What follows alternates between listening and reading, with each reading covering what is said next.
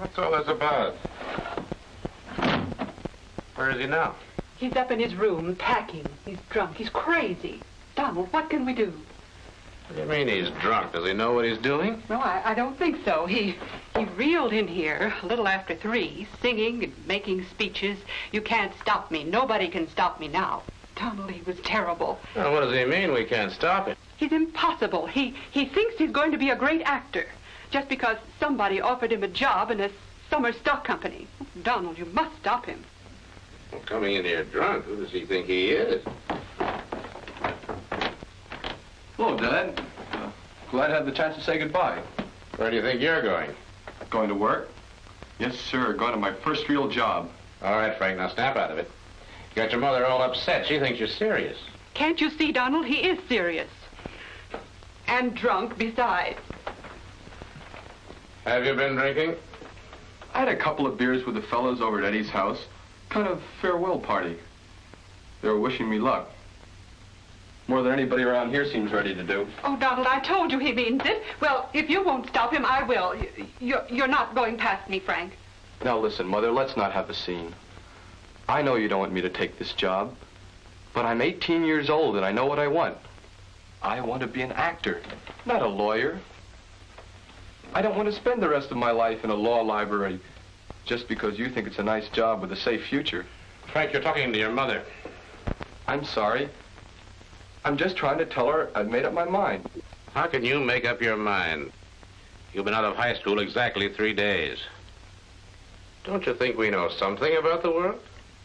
Look, Dad, you may know all about the world, but you don't know anything about me.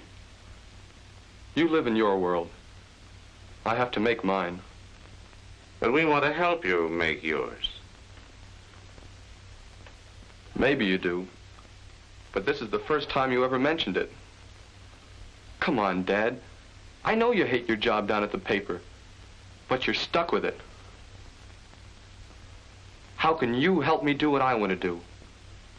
I want to be an actor. So long, folks. And anyhow, I wish you luck.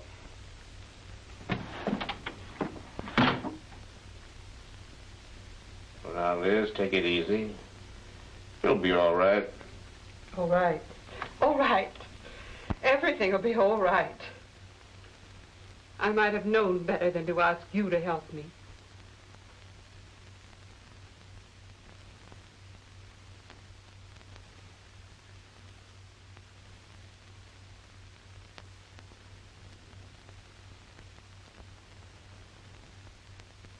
And that was the last they saw of the boy. He hasn't written home. That was about a week ago? Exactly 10 days. He left on a Saturday, and Mrs. Cooper came in last Monday, and I saw her again yesterday. She's awfully worried about the boy, almost hysterical. So I agreed to phone. Where is the summer theater? At Lake Marion. It's called the Little Theater in the Woods. Oh, sure, I know the place, and Bill Lockhart who runs it. I could easily call and ask him if the boy arrived safely. Would you? And tell him to tell the boy you phoned, if you don't mind my supervising the supervisor. Why not? And you're right. We shouldn't go behind the boy's back. Are there other children? One, a girl 16. Mrs. Cooper's barely mentioned her. What's your impression of Mrs. Cooper? Well, she's particularly upset now. But I think she's always a bit tense. She's in kind of worry about everything. So she tries to settle things by being strict and bossy. And her husband? I see him today for the first time. But Mrs. Cooper says she can't count on him, that he keeps aloof from the family and leaves all the responsibilities up to her. She feels hurt and left out and unloved. Now she's really frightened by the boy's rebellion. No matter what kind of person Mr. Cooper is, I think she needs a warm, reassuring relationship for a while. Very good. Let's talk it over again after you've seen Mr. Cooper. I'll call you as soon as I've reached Bill. If the boy's all right, the lake may be a good place for him at the moment. I agree.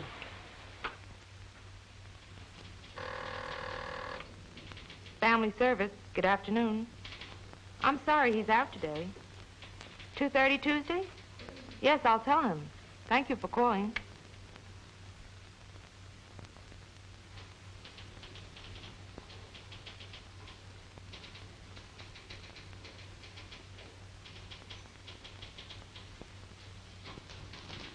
Can I help you, sir? I'm supposed to see Mrs. Wright. My name's Donald Cooper. Yes, Mr. Cooper. I'll tell Mrs. Wright you're here.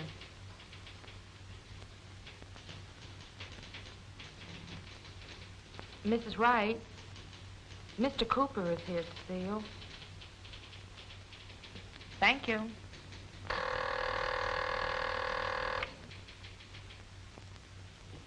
Yes, Miss Bonham. I'll try them.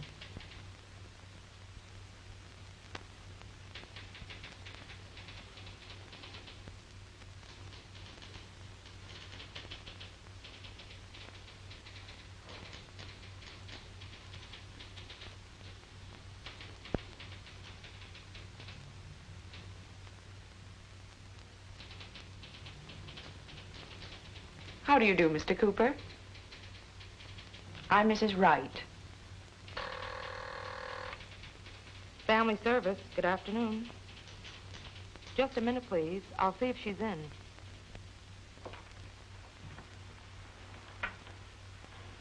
Put your hat on that chair, Mr. Cooper, and sit down. I'm glad you agreed to come in and see me. Well, why shouldn't I come? He's my kid, too.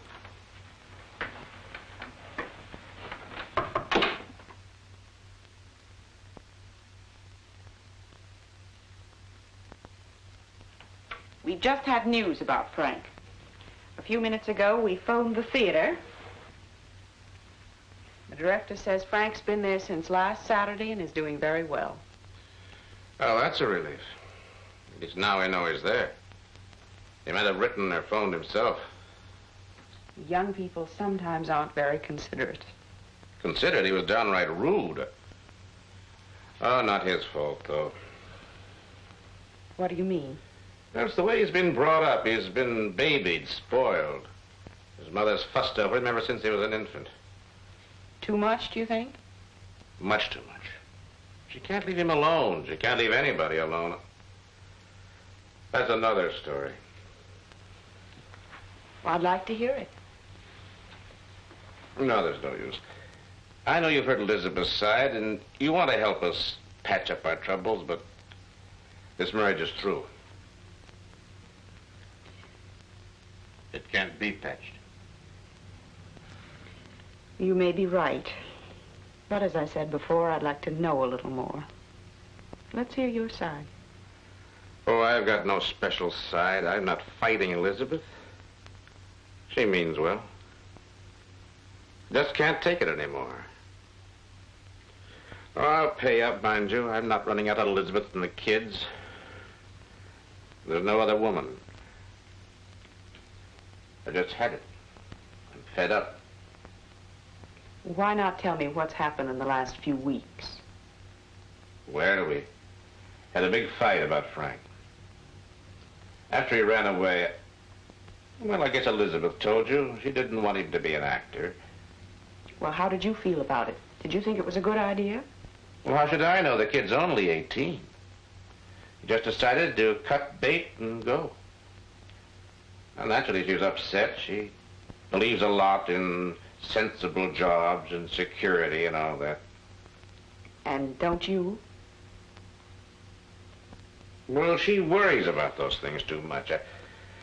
Now, that night after Frank left, I was thinking about it after supper. Suddenly, the whole picture came clear to me. I found myself getting angrier and angrier.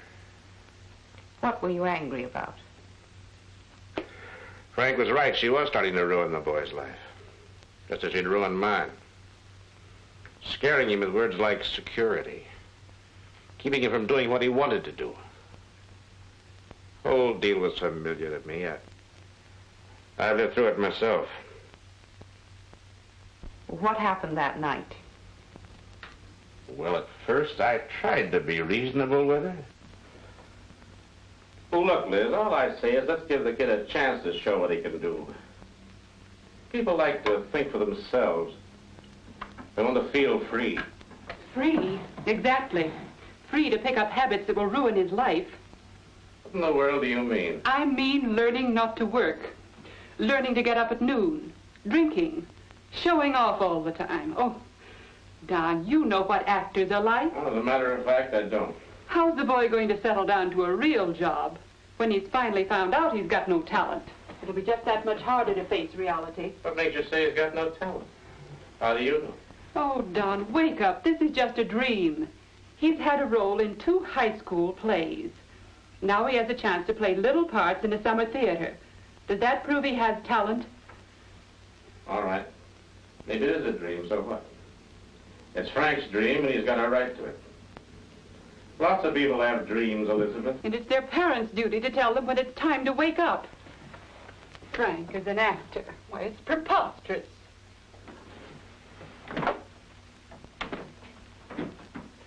Look, Elizabeth. What's preposterous is your fantastic notion that you were born with some magic gift for knowing what people are. Don't you ever stop for a moment to consider that you might be wrong sometimes? That some people might have talents you can't understand? That maybe they just want to try something new because it interests them or excites them? Don, what's the matter with you? You're shouting. Well, then maybe you'll hear me. I've been trying to tell you this for the last 18 years. You haven't heard it yet. Even though the kid knows it. What's the matter with me?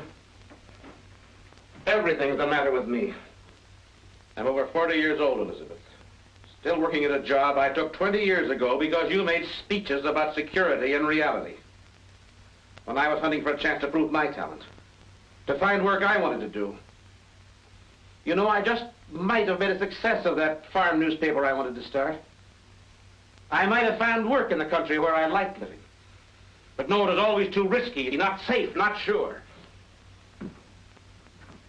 And now I'm still selling advertising week after week to the storekeepers that pass for merchants in this city. Is this your idea of reality? Because if it is, then I don't want your reality. I hate all this. Don, you don't know what you're saying. I know exactly what I'm saying. I hate the way I live, the way I work, everything I do. And I've hated it for a long time, Elizabeth. All these years you stopped me at every turn with your line that it's all for the children. And now you start all over again doing the same thing to them you did to me. Did to you? Yes, and I'm not going to let it happen. I'm going to protect them from your great gift for knowing how they should talk and think and breathe. You're not going to push the kids around too, Elizabeth.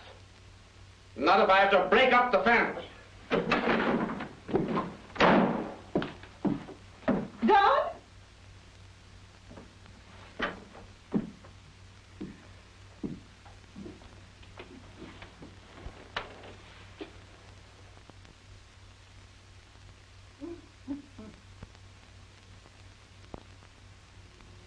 And I went out then and took a walk around the block. I slept on the living room sofa that night, if you can call it sleeping. I guess Elizabeth had a bad night, too. I'm sure she did.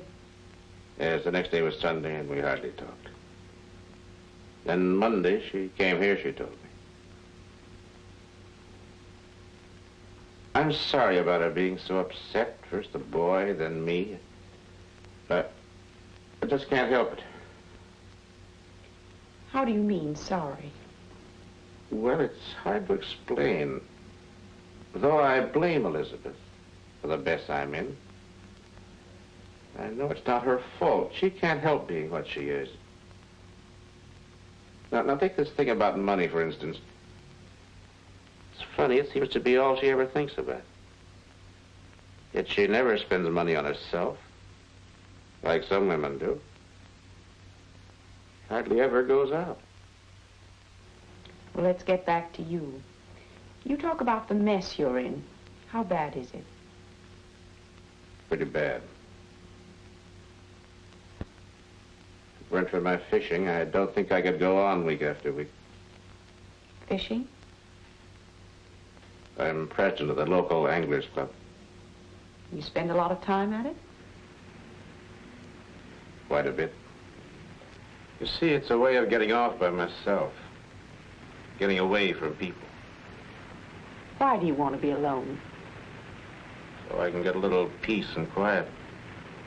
That's the kind of a person I am. I need time to think, or sometimes not to think. I can relax when there's nobody around telling me what to do, nobody expecting me to do something I don't want to do. Besides, I get a kick out of just being in the outdoors. Sometimes when I'm fishing, I get the feeling I own the stream. That's because I know it better and can use it better than anybody else. Isn't it a little lonely? Oh, you get a great kick out of winning a really tough fight. There's some special satisfaction in outwitting the crafty ones. And I admit I enjoy knowing I'm considered to be the best fisherman in the county. Fishing really seems to make up to you for a lot of things you miss in life. I think so. Well, I miss them in life. What do you mean? Well, even if you fish a lot, you may spend part of 100 days a year at it. What about the other 265? Maybe fishing isn't enough. Maybe you're missing a lot of satisfactions. What satisfactions? Well, it might be nice to get some kick out of your real life. Your job and your home and family. Sure, but how? Why not think about it yourself and then come in and talk to me? Say next week at the same time? Perhaps we could think of some ways together. Don't you think you've been missing most of the fun in life? Well, I don't know.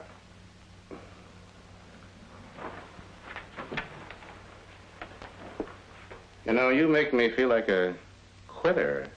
Not a quitter, I hope. Someone who hasn't quite learned to enjoy life, let's say. Goodbye. Goodbye.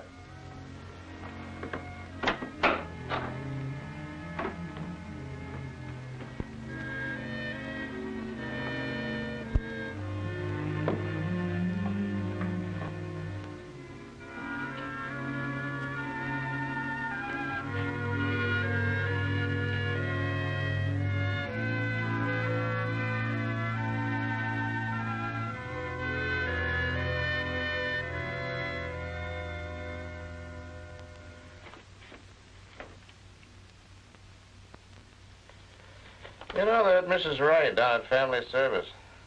She's no fool. She's a very sensible young woman, I think. Yeah, I've been there 4 times now. I'm still quite impressed. I like the way she thinks about things. If you're after information, she told me I didn't have to discuss our meetings with you. Okay, I know that. I wasn't after anything. I just wanted to tell you I like her.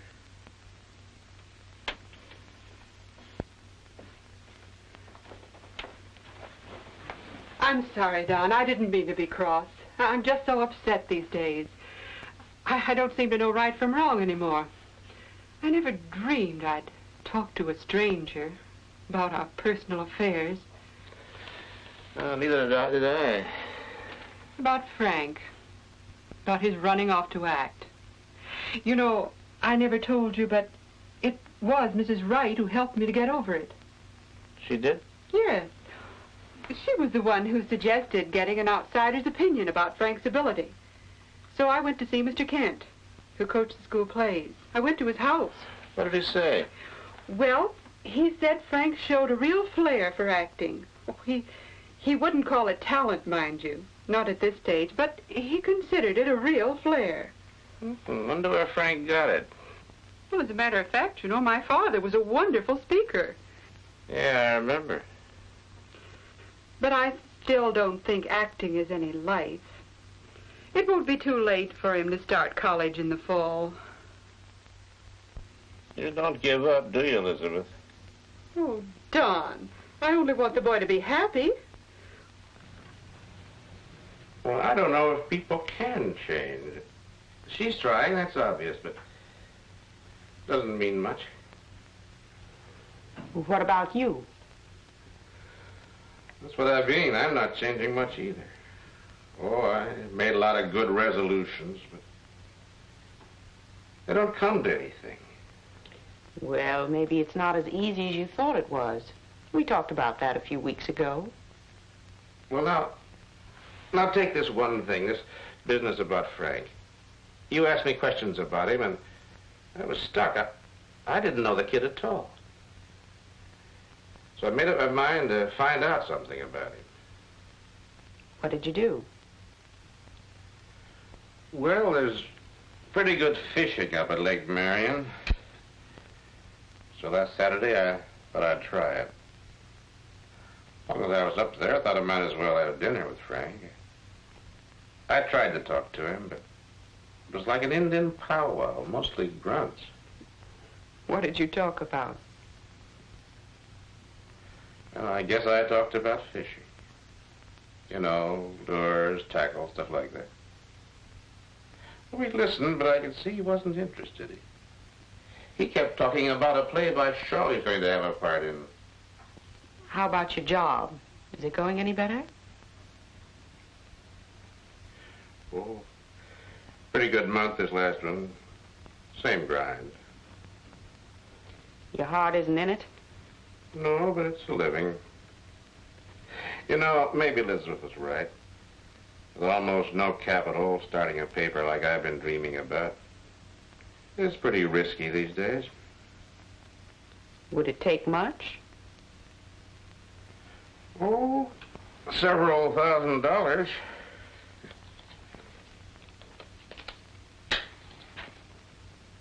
$5 or $10.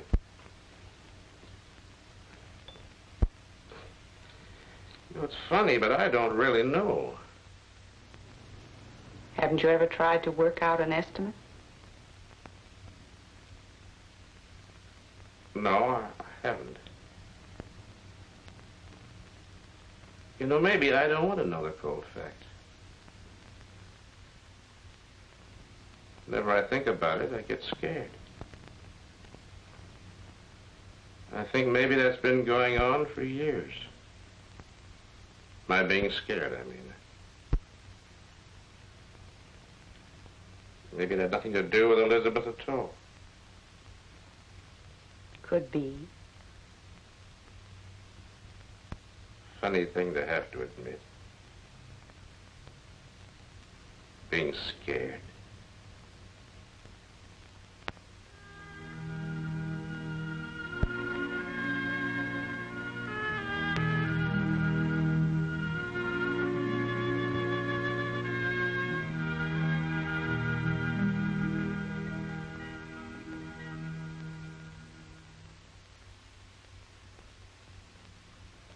The only reason he's coming here is to take me to the party. He still has time to make other plans.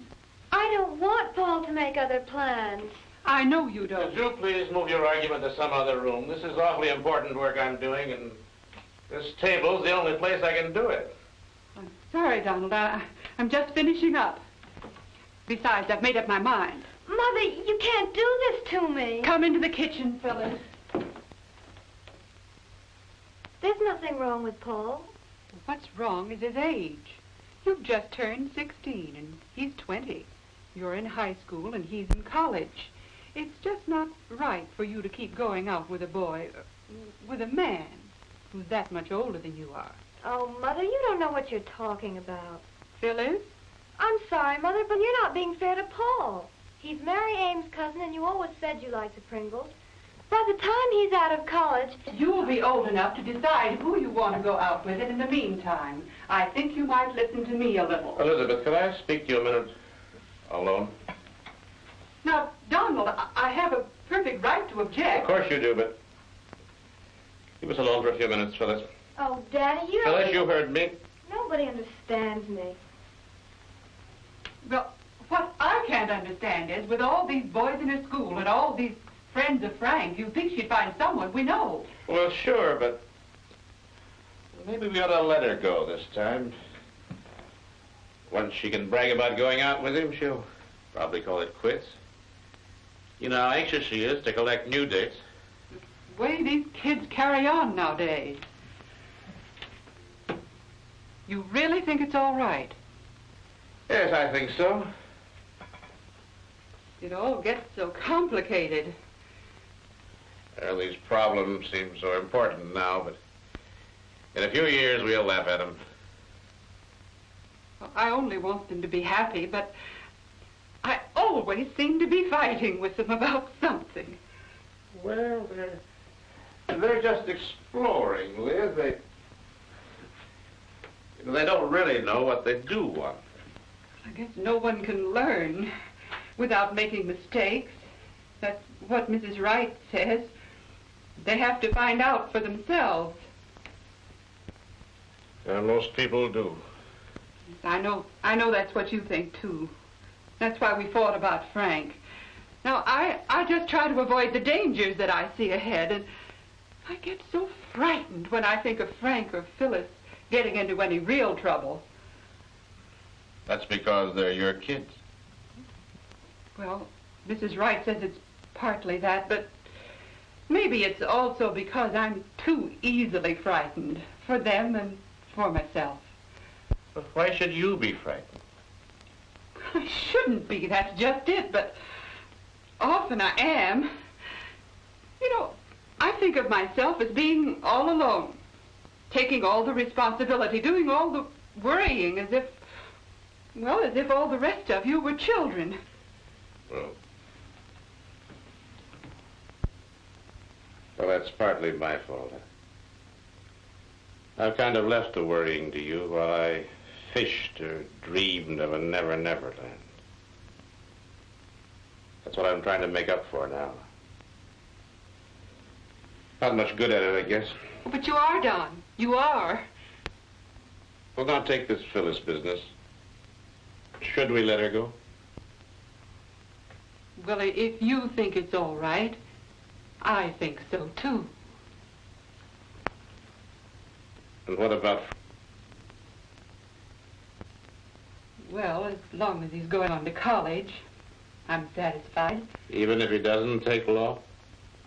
Well, you don't think I give up that easily. A new job? Well, it's not exactly a new job. Just went down the corridor to the next office and created something. You've got me confused now. You were the one who suggested it. I was? Kept on talking about the importance of finding satisfaction in my own work. Well, I stewed about that for a long time. You see, what I wanted wasn't advertising. It was a farm paper. It was work that would get me out of town. So then I got an idea. Why not use the spot I was already in? I still don't understand. And I went next door and sold TR, you know, my boss, the publisher, on an idea for increasing advertising revenues. He listens to me on things like that. So I told him about the number of potential readers we were missing in the 50-mile radius around the city. Country people who didn't care for our society pages or our stories on city politics. Why not a supplement for them twice a week? Rural news, farm features. The added circulation would boost advertising rates across the board and get us additional accounts besides. It was a tempting plum, and he reached for it. So for the next 6 months, I'm concentrating on the Examiner's new downstate supplement. It's a real chance. It certainly is. I hope it works out. It's all due to you. A minute ago, you said you created it yourself. That's right, I did. Then let's say with your help. Oh, I almost forgot. Could you postpone my next appointment at Elizabeth's for a few weeks? I'm making a little trip to see how other countries' papers are run, and she's coming with me. Wonderful. It'll be the first time we're away alone together since the kids were born. We'll have a good time. And call me when you get back. Goodbye. Goodbye.